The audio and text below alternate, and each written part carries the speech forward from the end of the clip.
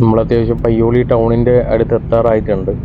Payyoli town നമുക്ക് ഈ ഭാഗത്തൊക്കെയുള്ള ഈ വർക്കിൻ്റെ കംപ്ലീഷൻ തന്നെ കാണുമ്പോൾ തന്നെ നമുക്ക് ഫീൽ ചെയ്യുന്നുണ്ടാവും. ഇപ്പം നമ്മൾ ഇന്നലെ അത്യാവശ്യം എന്താ പറയുക ഈ ഭാഗത്തുകൂടി കടന്നു പോകുമ്പോൾ എനിക്കുണ്ടായൊരു ഫീൽ എന്ന് വെച്ചാൽ ഇവിടെയൊക്കെ സ്പാൻസ് വാർത്തിട്ടിട്ടുണ്ട്. അതായത് ഈ പയ്യോളി ഭാഗത്തൊക്കെയുള്ള വർക്കിൻ്റെ ഭാഗമായിട്ട് വേണ്ട ഈ ഒരു പാലത്തിൻ്റെയും മറ്റുമൊക്കെ ആയിട്ടുള്ള സ്പാൻസ് ആയിരിക്കും ഇങ്ങോട്ട് വാർത്ത് വെച്ചിട്ടുണ്ടാവുക എന്നുള്ളതാണ് എനിക്ക് മനസ്സിലാക്കാൻ സാധിച്ചത്.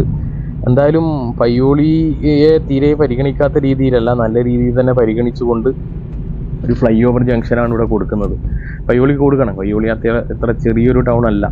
നമ്മൾ കോഴിക്കോട് നിന്ന് കണ്ണൂരേക്കും കണ്ണൂരിൽ നിന്ന് കോഴിക്കോടേക്കും പോകുമ്പോൾ ബസ് കാര്യമായി നിർത്തുന്ന ഒരു ബസ് സ്റ്റാൻഡും കൂടിയാണത്. അപ്പോൾ അതിൻ്റെ അടിസ്ഥാനത്തിൽ ഇപ്പോൾ നന്നായി തന്നെ പരിഗണിച്ചിട്ടുണ്ട്. ഇപ്പോൾ റോഡിൻ്റെ പണിയൊക്കെ അത്യാവശ്യം തീർന്ന് വന്നിട്ടുമുണ്ട്. എനിക്ക് തോന്നുന്നു ഫ്ലൈ ഓവർ ജംഗ്ഷൻ്റെ ഒക്കെ വർക്ക് തീരേണ്ട താമസം നമുക്ക് വാഹനം കൊണ്ടുപോകാൻ പറ്റും. ഇപ്പോൾ നമ്മൾ കാണുന്നിടം ട്രേഡിങ്ങിൻ്റെ ഒരു നമ്പർ വന്നത്. നിങ്ങൾക്ക് താല്പര്യമുള്ള ആളുണ്ടെങ്കിൽ കോൺടാക്ട് ചെയ്യുക. ട്രേഡിങ്ങിന് ഗോൾഡ് ട്രേഡിംഗ് ആണ്, ഫോറക്സ് ട്രേഡിംഗ് ആണ്, US സ്റ്റോക്ക് മാർക്കറ്റിൽ അക്കൗണ്ട് ഓപ്പൺ ആക്കിക്കൊണ്ടുള്ള ഒരു ട്രേഡിംഗ് ആണ്. അപ്പോൾ താല്പര്യമുള്ള ആളുണ്ടെങ്കിൽ ഈ നമ്പറിൽ എത്രയും പെട്ടെന്ന് കോൺടാക്ട് ചെയ്യുക. ഫ്രീ ക്ലാസ്സും ഉണ്ട്. അപ്പം നമ്മൾ ഏതാണ്ട് ഈ ഒരു പയ്യോളി ടൗണ് ആക്സസിലേക്ക് എത്തിയിട്ടുണ്ട്.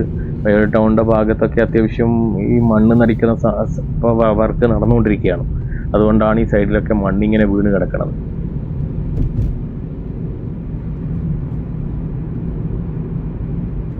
പയ്യോളി ടൗണ് ഭയങ്കരമായൊരു മാറ്റത്തിലേക്ക് വരികയാണ്. കാരണം എന്ന് വെച്ചാൽ ഇത്രയും കാലം ഉണ്ടായിരുന്ന ആ ഒരു കാഴ്ചയല്ല ഇനി കാണുക. കാരണം കുറേയേറെ എന്താ പറയുക, റോഡിൻ്റെ ഒരു ഇരുവശത്തേക്കും ഒരു ടൗണിനെ വലിയ രീതിയിലേക്ക് വളർത്തുന്ന രീതിയിലായിരിക്കും ഇനി അങ്ങോട്ട് പയ്യോളി ടൗണിൻ്റെ വ്യത്യാസം വരിക. നല്ല രീതിയിലുള്ള മാറ്റങ്ങൾ ഇപ്പോൾ അത്യാവശ്യം നമുക്ക് ഫീൽ ചെയ്യില്ല. കുറച്ചും കൂടി വർക്ക് ഒരു 2 മാസം കൂടി കഴിഞ്ഞ് കഴിഞ്ഞാൽ ഇവിടെയൊക്കെ അത്യാവശ്യം വർക്കിൻ്റെ ഒരു എഫക്റ്റ് വരും. ആ സമയത്ത് നമ്മൾ വന്നു കഴിഞ്ഞാൽ കുറച്ചും കൂടി മാറ്റങ്ങൾ നമുക്ക് കാണാൻ സാധിക്കും. ഇവിടെ അത്യാവശ്യം ബ്ലോക്ക് ഉണ്ട്. പയ്യോളി ഒരു ബ്ലോക്ക് കേന്ദ്രമാണ്. NH66 വന്നു കഴിഞ്ഞാൽ ഈ ബ്ലോക്കൊക്കെ ഒഴിവാകും. നല്ല രീതിയിലുള്ള മാറ്റങ്ങൾ വരും. കാരണം ഇതുപോലെ നമ്മൾ ലോങ് റൂട്ട് ഓടുന്ന വാഹനങ്ങളൊക്കെ മുകളിലേക്ക് കൂടി പോകുമ്പോൾ ഇവിടെയുള്ള നോർമൽ നമ്മളെ ലൊക്കാലിറ്റിയിൽ ഓടുന്ന വാഹനങ്ങളുണ്ടല്ലോ, ആ വാഹനങ്ങൾ താഴത്തേക്ക് കൂടി അങ്ങ് പോയിക്കോളും. അപ്പോൾ വലിയ രീതിയിലുള്ള ബ്ലോക്ക് ഉണ്ടാവില്ല. ഇപ്പോൾ ഫ്ലൈ ഓവറിൻ്റെ തൂണുകളും മറ്റുമൊക്കെ നിങ്ങൾ കാണുന്നുണ്ടാവും.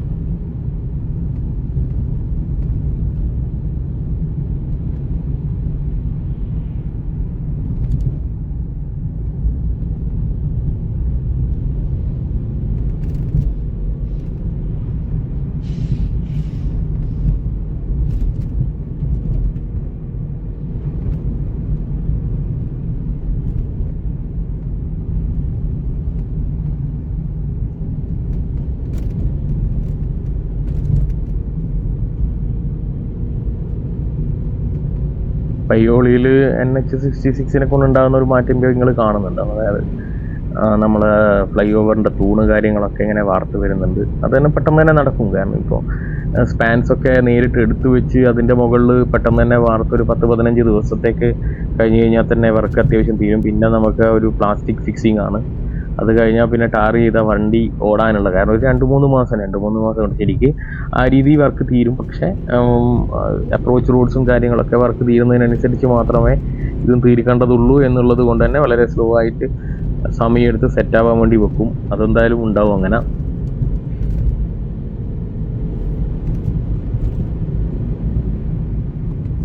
പയ്യോളി സ്വതവേ ഒരു ബ്ലോക്ക് കേന്ദ്രമാണ്. കാരണം എന്ന് വെച്ച് കഴിഞ്ഞാൽ ഈ ഓട്ടോക്കാരും അതേപോലെ തന്നെ ഇട റോഡുകളിലേക്ക് കയറേണ്ട ആളുകളും അതേപോലെ ഒരു എങ്ങനെയായാലും ബ്ലോക്കാവുന്നൊരു സ്ഥലമായിരുന്നു. അതിനൊരു വലിയ മാറ്റം ഉണ്ടാവുക എപ്പോഴാണെന്ന് വെച്ച് കഴിഞ്ഞാൽ ഈ ഒരു റോഡിൻ്റെ വർക്ക് പരിപൂർണമായി കഴിയുന്ന കാലത്ത് നല്ല രീതിയിൽ. കാരണം മുകളിലേക്ക് കൂടി വലിയ വാഹനങ്ങളും, മീൻസ് വലിയ വാഹനങ്ങളല്ല, ഇപ്പോൾ ലോങ് റൂട്ട് പോകേണ്ട വാഹനങ്ങളും വലിയ വാഹനങ്ങളും എല്ലാം കയറി അങ്ങ് പോകുമ്പോൾ താഴെ വലിയ തിരക്കും. ഇപ്പം നമ്മുടെ തലശ്ശേരിക്ക് അനുഭവപ്പെടുന്ന അതേ അവസ്ഥ. തലശ്ശേരിയിൽ ഇപ്പോൾ വാഹനങ്ങൾ വരാൻ വേണ്ടി ആൾ പറയുന്ന അവസ്ഥയിലേക്ക് വന്നിട്ടുണ്ട്. കാരണം എല്ലാ വാഹനങ്ങളും മുകളിലേക്ക് കൂടി അങ്ങ് പോവാണ്. ഇപ്പോൾ തലശ്ശേരി വലിയ ബ്ലോക്കും കാര്യങ്ങളും ഇല്ല. അതേപോലെ മാഹിയിലും ഇല്ല. മാഹിയൊക്കെ വളരെ ഫ്രീ ആയി എന്നുള്ളതാണ് നമുക്ക് മനസ്സിലാക്കാൻ സാധിച്ചത്. ഞാനിപ്പോൾ പോയതിൻ്റെ അടിസ്ഥാനത്തിൽ പറയാണ്, നല്ല മാറ്റങ്ങളുണ്ട് തലശ്ശേരിയൊക്കെ.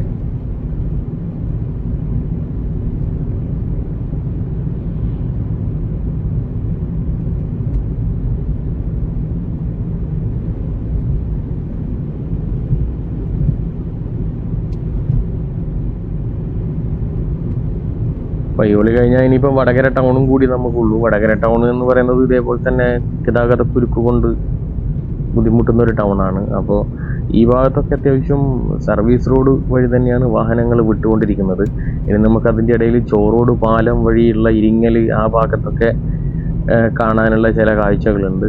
അപ്പോൾ നമ്മളിപ്പോൾ അതിന് വേണ്ടിയിട്ടുള്ള യാത്രയിലാണ്. ഇപ്പോൾ അത്യാവശ്യം കാണുന്നുണ്ടാവുമല്ലോ, മുകളിലൊക്കെ റോഡ്സിൻ്റെ വർക്കൊക്കെ കഴിഞ്ഞിട്ടുണ്ട്. നമ്മളിപ്പോൾ ഒരു പുതിയ റോഡിലേക്ക് കയറുകയാണ്. നമ്മളിപ്പം പുതിയ റോഡിലേക്ക് കൂടി മറ്റേ വാഹനങ്ങളൊക്കെ സർവീസ് റോഡ് വഴി ആയിരിക്കും യാത്ര എന്നാണ് എനിക്ക് പ്രതീക്ഷിക്കാൻ സാധിക്കുന്നത്.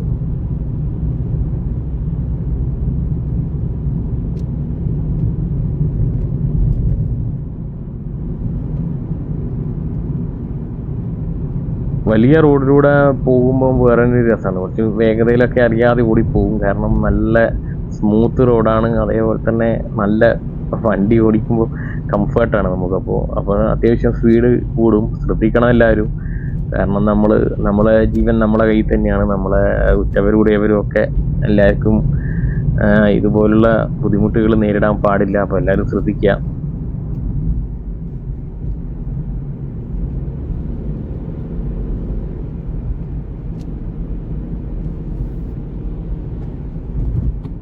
വണ്ടി എന്തോ പെട്ടെന്ന് ഇവിടെ ആക്സിഡൻ്റ് ആയിട്ടുണ്ട്. ഒരു ബസ്സാണത്. അത് എന്തോ ടയറ് തിരിഞ്ഞു പോയതുപോലെയാണ് കണ്ടത്. എല്ലാവരും ശ്രദ്ധിക്കുക. അതന്നെ ഇപ്പം ഇതിനുള്ളൂ. വാഹനം ആണ്, ഞെട്ടും ബോൾട്ടും ആണ്. അപ്പോൾ എല്ലാവരും ശ്രദ്ധിച്ച് കണ്ട് ഓടിക്കുക. ഗോൾഡ് ട്രേഡിങ്ങിനായിരിക്കും താല്പര്യം ഉണ്ടെങ്കിൽ കോൺടാക്ട് ചെയ്യുക. ഒരു സെക്കൻഡ് സോഴ്സ് ഓഫ് ഇൻകമാണ്. അതായത് സാലറിക്ക് പുറമെ ഒരു വരുമാനം ഉണ്ടാക്കിയെടുക്കാനുള്ള ഒരു പ്രത്യേക ഒരു ട്രേഡിങ് അനുഭവമാണിത്. താല്പര്യമുള്ള ആളുടെ കോൺടാക്ട് ചെയ്യുക.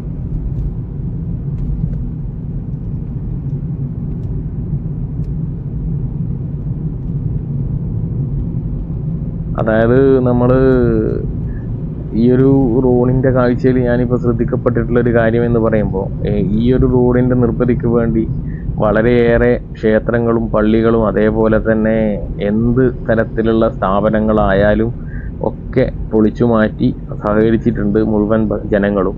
കാരണം എന്തുകൊണ്ടാണെന്ന് വെച്ച് കഴിഞ്ഞാൽ, ഞാൻ പല സ്ഥലത്തിൻ്റെ പേരൊന്നും പറയുന്നില്ല, ഉള്ള സ്ഥലങ്ങളിലൊക്കെ നമ്മൾ കണ്ടത് ക്ഷേത്രങ്ങൾ മാറ്റി സ്ഥാപിക്കുകയോ അല്ലെങ്കിൽ അതെ മാറ്റി സ്ഥാപിക്കുന്ന ഒരവസ്ഥയാണ് ഉണ്ടായിട്ടുള്ളത്. അതിനൊക്കെ അത് കേരളത്തിലായതുകൊണ്ടാണ്. മറ്റൊരു സ്ഥലത്താണെങ്കിൽ അതെനിക്ക് തോന്നുന്നില്ല ഈ ഒരു രീതിയിൽ. കാരണം ആ ഒരു ഭാഗം ഒഴിച്ചു മുറിച്ച് പോകേണ്ടി വരുന്നൊരവസ്ഥ വരുമായിരുന്നു. നമ്മളിത് ഇപ്പോൾ കേരളത്തിലായതുകൊണ്ടും പ്രബുദ്ധരായ ജനങ്ങളായതുകൊണ്ടുമാണ് ഇത് നടന്നത് എന്ന് എനിക്ക് തോന്നുന്നത്. കാരണം പലയിടത്തും ക്ഷേത്രങ്ങളും പള്ളികളും ഒക്കെ മാറ്റി സ്ഥാപിച്ചതായി എനിക്ക് മനസ്സിലായിട്ടുണ്ട്.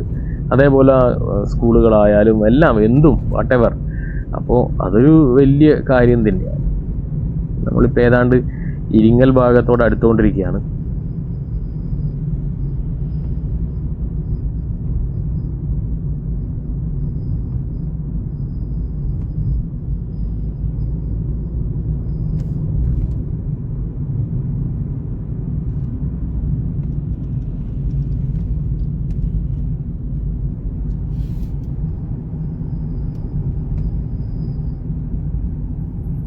ഞാൻ പറഞ്ഞല്ലോ, ഇപ്പോൾ കോഴിക്കോട് നിന്ന് കണ്ണൂരേക്കും കണ്ണൂരിൽ നിന്ന് കോഴിക്കോടേക്കൊക്കെ സാധാരണ 2.5 മണിക്കൂറിൻ്റെ മുകളിൽ എടുക്കുന്നതായിരുന്നു.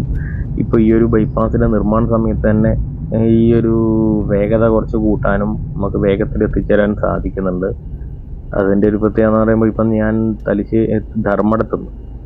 ധർമ്മടത്തുനിന്ന് ബൈപ്പാസ് വഴി കയറി കോഴിക്കോടേക്ക് എത്താൻ വേണ്ടിയിട്ട് എടുത്തത് 1.25 മണിക്കൂറിൻ്റെ ഉള്ളിലാണ്. അങ്ങനെ ഇങ്ങോട്ടേക്ക് വരുമ്പോൾ അതിലും കുറച്ച് എടുത്തിട്ട്. പക്ഷേ നമ്മൾ ഈ ഒരു 1.25 മണിക്കൂറിൻ്റെ ഇടയിലും വരുന്നൊരു കാര്യം, ഒരു 1/4 മണിക്കൂർ 20 മിനിറ്റിൻ്റെ ഒരു എക്സ്ട്രാ ടൈമിങ് നമുക്ക് ഈ കൊയിലാണ്ടി എന്ന് പറയുന്ന ഒരു സ്ഥലം കടക്കാൻ വേണ്ടി എടുക്കാറുണ്ട്. മറ്റു രണ്ടുള്ള ബ്ലോക്കും വലിയ ബുദ്ധിമുട്ടൊന്നും നമുക്ക് രേഖപ്പെടുന്നില്ല. പെട്ടെന്ന് തന്നെ നമുക്ക് ഒഴിവാനും പറ്റുന്നുണ്ട്. അപ്പോൾ അങ്ങനെയുള്ള ഭാഗങ്ങളൊക്കെ ഒഴിഞ്ഞൊഴിഞ്ഞ് കിട്ടിക്കഴിഞ്ഞാൽ വേഗം തന്നെ നമുക്ക് എത്തിപ്പെടാൻ സാധിക്കും എന്നുള്ളതാണ് പറയാനുള്ളത്. അപ്പോൾ വീഡിയോ ഇഷ്ടപ്പെട്ടിട്ട് എല്ലാവരും ലൈക്ക് ചെയ്യുക, ഇഷ്ടപ്പെട്ടില്ലേ ഡിസ്ലൈക്ക് ചെയ്യുക, അഭിപ്രായങ്ങൾ എഴുതുക. സബ്സ്ക്രൈബ് ചെയ്യാത്ത ആളുടെ സബ്സ്ക്രൈബ് ചെയ്യുക. കൂടെ ഇതുപോലത്തെ നല്ല നല്ല വീഡിയോസ് ഇനി വരുന്നുണ്ട്. തൃശ്ശൂർ ഭാഗത്തേക്കൊക്കെയുള്ള വീഡിയോസ് വരുന്നുണ്ട്. Okay, thank you.